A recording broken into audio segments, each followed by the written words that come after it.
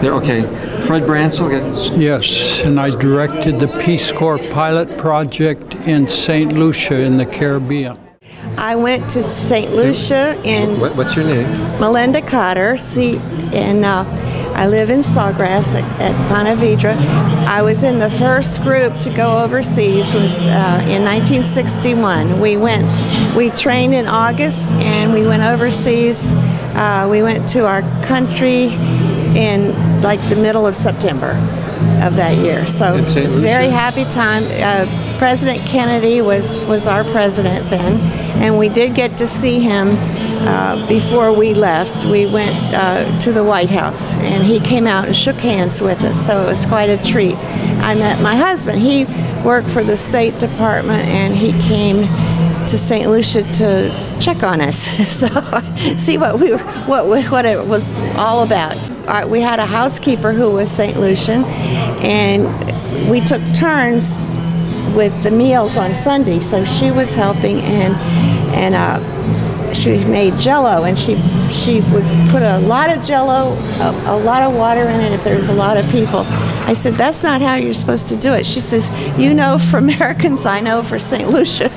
So I always thought that was a very good lesson in what we were supposed to be doing there. My name is Gayle Linkletter. I was a volunteer on St. Lucia in the Eastern Caribbean, and I was there from 1975 to 79. I liked it so much I ended up staying 2 extra years. I taught French in a small village, a small fishing village that was rather remote, and the kids that I taught were forms 1, 2, and 3, and I had 3 little kids who are my absolute favorites. Most Peace Corps volunteers had their kids. Mine were Antonius, his little sister Rita, and Tika, and they were my good buddies. And Antonius was such a smart kid, and he read all the time.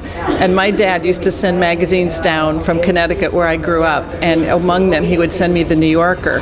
And every time the magazines came, Antonius would be poring over the New Yorker.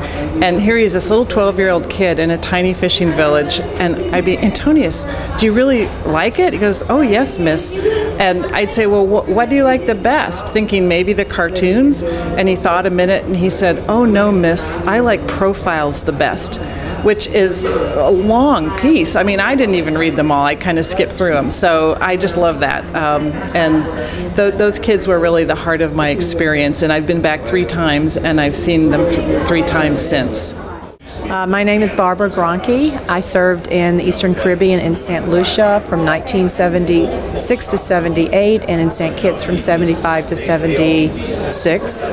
I lived in the town of Castries, or in the city of Castries in St. Lucia, and my job was a fisheries biologist. And my fondest memory of the place that I live was just the friendly people, the beautiful countryside, and the beautiful blue Caribbean. I'm Bob Graunke. I served in Eastern Caribbean in St. Lucia.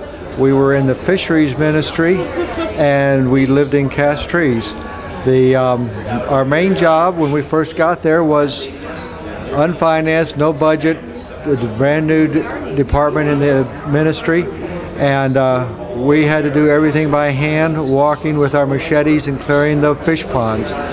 We were supposed to go around the island and set up a statistic program for what the fishermen were bringing in seasonally and all, and we ended up finding out a lot of information from them, learning the local fishermen, and learning how they went out in their canoes way out in the oceans to catch the fish. It was quite interesting and educational for us, and we helped get them a freezer plant from Canada.